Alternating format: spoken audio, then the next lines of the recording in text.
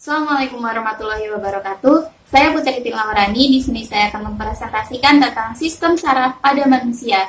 Nah, untuk sistem saraf pada manusia ini di sini saya akan membahas tentang 7 poin. Yang pertama yaitu tentang neuron, yang kedua neuroglia atau sel glia, yang ketiga yaitu sinapsis, yang keempat impuls saraf, gerak sadar dan refleks, yang kelima yaitu mekanisme penghantaran impuls, yang keenam yaitu sistem saraf pusat, dan yang ketujuh yaitu sistem saraf peti.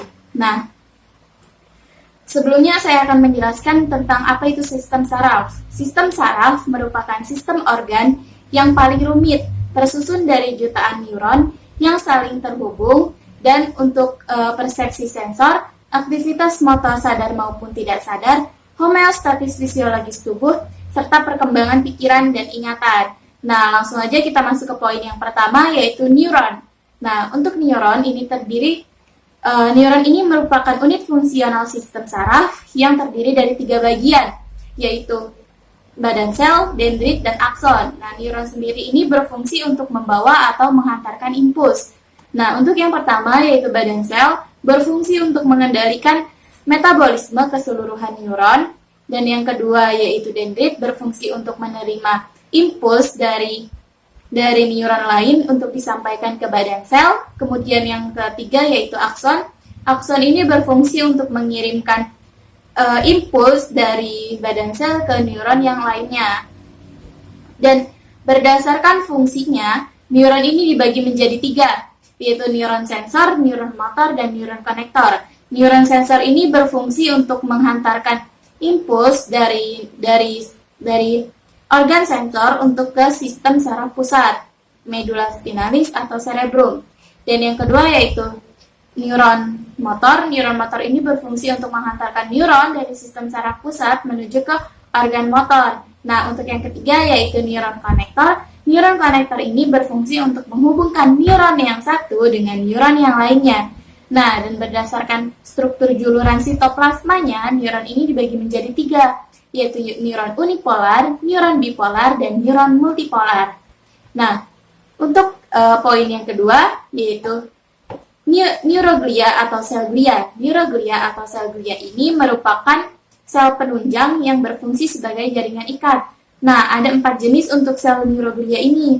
Yang pertama yaitu ada astrosit, berbentuk seperti bintang, dan berfungsi untuk merekatkan neuron-neuron.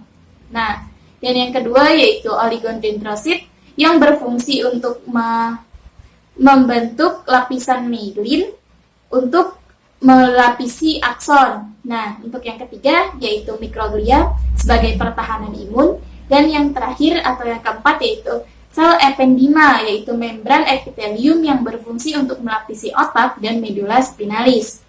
Nah, untuk selanjutnya yaitu poin yang ketiga. Poin yang ketiga ini sinapsis. Sinapsis ini merupakan hubungan antara neuron yang satu dengan neuron yang lainnya.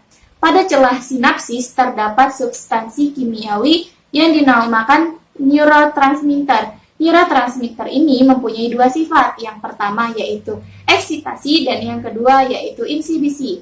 Eksitasi ini berfungsi untuk meningkatkan impuls, sedangkan eksitasi ini berfungsi untuk menghambat impuls. Selanjutnya kita masuk ke poin yang kelima.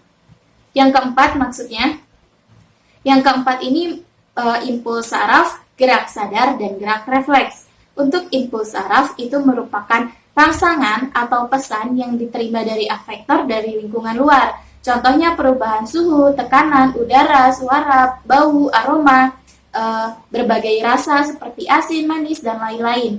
Nah, pada saat reseptor ini menerima rangsang, maka akan disampaikan ke afektor. Nah, pada saat itu menyebabkan terjadinya suatu gerakan.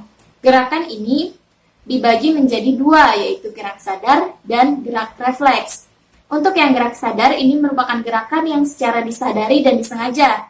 Untuk skema penjuluran impulsnya yaitu impuls, kemudian reseptor atau indera, otak, saraf sensor, lalu ke otak, lalu ke saraf motor, dan ke afektor atau otot. Nah, kemudian yang kedua yaitu gerak refleks. Gerak refleks ini gerak yang tidak disadari dan tidak disengaja. Nah, untuk gerak refleks ini skema penjalanan impulsnya berupa impuls, kemudian ke reseptor atau indera, kemudian ke saraf sensoris, kemudian ke medula spinalis atau sumsum tulang belakang, kemudian ke saraf motor, kemudian ke afektor atau otot. Nah, selanjutnya kita masuk poin yang kelima, yaitu mekanisme penghantaran impuls. Pada mekanisme penghantaran impuls ini terjadi secara konduksi yang melibatkan pompa ion Na+ dan K+ melalui 3 tahap. Untuk tahap yang pertama yaitu tahap polarisasi. Nah, pada tahap polarisasi ini atau tahap istirahat, neuron tidak menghantarkan impuls. Jadi saluran Na+ tertutup dan saluran K+ tertutup. Untuk muatannya yaitu yang di luar positif dan yang di dalam negatif. Nah, untuk tahap yang kedua yaitu depolarisasi. Pada tahap depolarisasi ini saluran Na+ terbuka sehingga ion Na masuk dan menyebabkan perubahan muatan, yaitu yang di luar menjadi negatif dan yang di dalam menjadi positif. Nah, untuk yang tahap ketiga yaitu tahap repolarisasi. Pada tahap repolarisasi ini terjadi pembukaan saluran K+, sehingga saluran K-nya keluar, kemudian ion muatan yang di dalam itu menjadi negatif. Nah, pada saat saluran K+ ini terbuka secara menghambat, nah di situ muatan yang di dalamnya itu menjadi lebih negatif, dan pada saat itu akan kembali ke tahap yang pertama, yaitu tahap istirahat atau tahap polarisasi.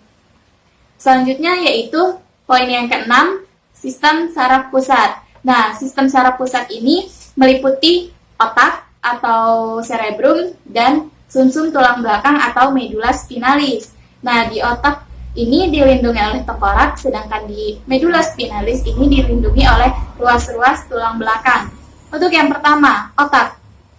Otak manusia diperkirakan mencapai 2% dari keseluruhan bagian berat badan manusia, mengonsumsi 25% alkohol, mengonsumsi 25% oksigen maksudnya.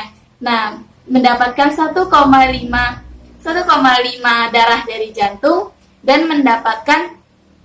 memiliki 100 miliar neuron yang terdapat di dalam otak, nah yang saling terhubung oleh sinapsis dan membentuk anyaman kompleks. Neuron-neuron yang ada di otak itu berkomunikasi secara kimiawi dan muatan listrik untuk memungkinkan kita merasakan emosi, berpikir, menghafal, mengingat, dan mengendalikan gerak tubuh secara sadar. Nah, untuk yang kedua yaitu medula spinalis atau sumsum tulang belakang. Nah, medula spinalis atau sumsum tulang belakang ini berbentuk silinder panjang yang memanjang dari batang otak, medula oblongata hingga ke ruas kedua tulang pinggang. Panjangnya yaitu sekitar 45 cm dengan diameter 2 cm. Nah, medula spinalis ini berfungsi untuk mengendalikan aktivitas refleks dalam tubuh, komunikasi antara otak dengan seluruh bagian tubuh, dan untuk menghantarkan rangsangan sendi dan otot ke cerebellum. Nah, untuk yang sekarang kita masuk ke poin yang terakhir atau poin yang ke-7.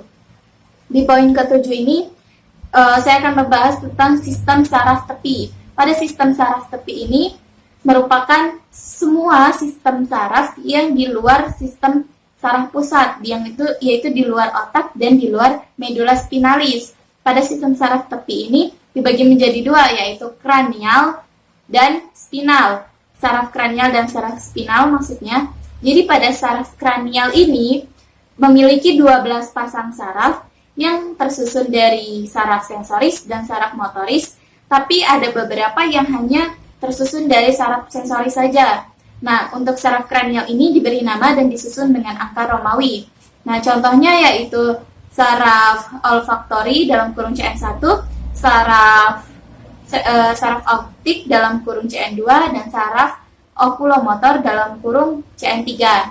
Itu tadi untuk saraf kranial. Selanjutnya itu saraf spinal. Pada saraf spinal ini terdapat 31 pasang saraf yang tersusun dari ruas-ruas tulang belakang dan dan diberi nama sesuai dengan nama-nama ruas tulang belakang dan memiliki fungsi sebagai untuk mempersarafi otot leher dan bahu, kulit kepala, dada, dinding abdomen atau perut, paha, genitalia luar, panggul, bokong, dan kaki. Nah, itu tadi presentasi saya tentang sistem saraf. Sekian presentasi saya akhiri. Wassalamualaikum warahmatullahi wabarakatuh.